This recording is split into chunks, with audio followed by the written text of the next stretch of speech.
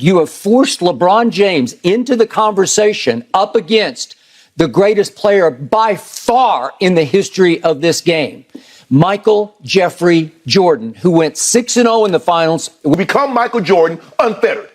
But the moment LeBron James started being great, what do? What's the number knock? He ain't Jordan. He ain't go 6-0. He ain't average 30. He just wins 10 scoring titles. That's what you do. Something Michael Jordan never had to endure. That's what Grant Hill. That's what I've been saying. Welcome to what might be the most explosive basketball debate sports media has ever seen.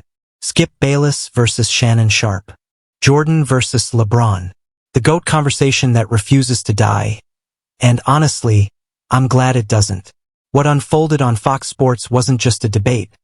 It felt like a full-blown masterclass in how to go to war with stats, storylines, and straight-up pride. These two went at it blow for blow, argument for argument, in a verbal heavyweight match where neither guy showed even a hint of mercy. So let's get into how both of them absolutely went after each other's points. It all kicked off the way things often do with LeBron these days, with an Instagram post. But this wasn't another workout clip or a cryptic emoji. This was LeBron reminding everyone that from 2015 to 2017, he was insanely efficient. Skip Bayless wasn't buying it for a second. His claim was simple. LeBron is feeling the GOAT debate slipping away, so he's clinging to Instagram like it's the last lifeboat on the Titanic. Shannon Sharpe? He saw something completely different. When he shoots the ball 20 times or less, he's 51% from the floor. That's LeBron. 20 to 24 shots, he's 50% from the floor. 25 to 29 shots, he's 50% from the floor. When he takes 30 or more shots, he's 49% from the floor. So that just lets Shannon came out swinging with numbers Skip definitely didn't want to hear. Not just stats that flipped the whole argument upside down. LeBron posted about his efficiency during a 3-year span. Skip called it insecurity. Shannon called it simple, inconvenient truth. Jordan took around 23.5 shots per game. LeBron takes about 19.5. Jordan averaged 30. LeBron averages 27. Shannon's point was brutally simple. If LeBron took those extra shots, he's sitting right at 32. The implication was almost painful. LeBron wasn't a pure scorer because he wasn't allowed to be one. He had to be magic, and Jordan rolled into one guy. Scoring, rebounding, playmaking, defending, literally running the entire offense from the top of the key. Shannon made it sound like every legendary scorer had help doing the dirty work, while LeBron actually was the dirty work. Skip's comeback was peak Skip. Part theater, part philosophy, part, I can't believe this makes sense, but somehow it does. His argument, scoring is how you win, so Jordan took more shots because he was better than everyone else on the floor, including his own teammates.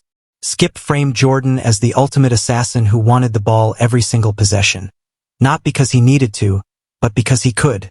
The mythology almost writes itself. But Shannon wasn't letting that narrative run free.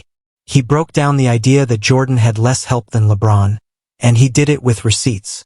Pippen, Hall of Famer, top 50 all-time, 7-time All-Star, 7-time All-NBA, 10-time All-Defense, 8-time first-team All-Defensive. And Shannon didn't stop there. Horace Grant, All-Defense. Dennis Rodman, 2-time Defensive Player of the Year. Tony Kukoc, 6th Man of the Year. Charles Oakley, multiple All-Defense selections. Then Shannon dropped the real hammer. Jordan spent a decade with Pippen. LeBron's longest stretch with an All-Star teammate was 4 years. Just 4 with Dwayne Wade.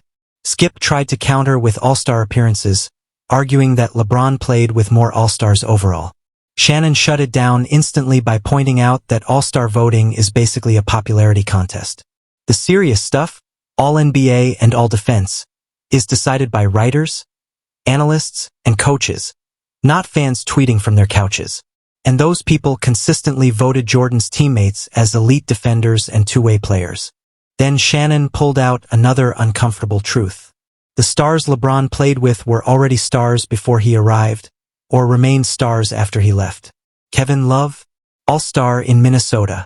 Kyrie became an All-Star before LeBron came back.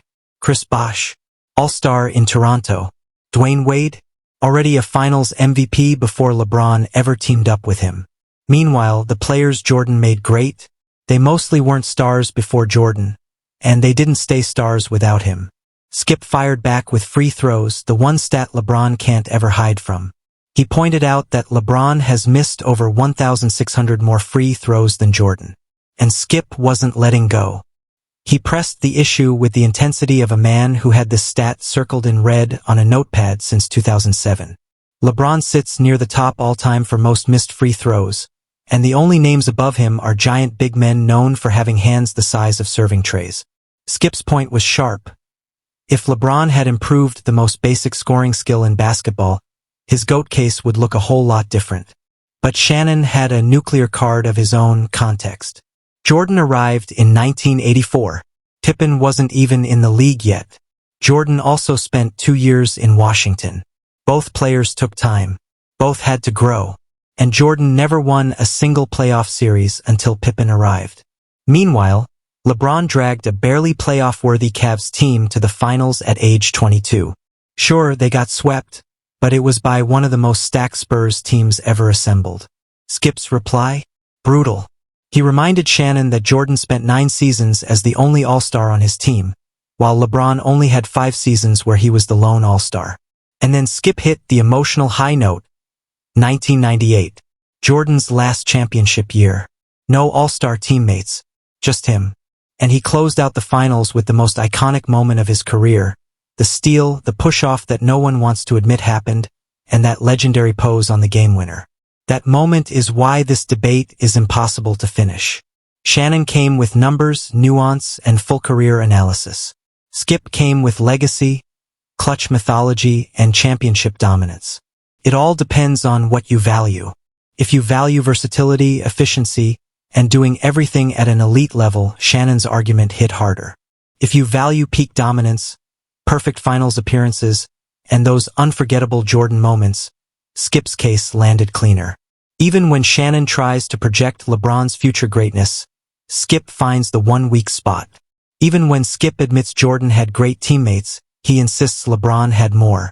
This debate isn't going anywhere. Ever. And honestly, that's the beauty of it. Skip and Shannon gave us the template for how the GOAT debate should be done.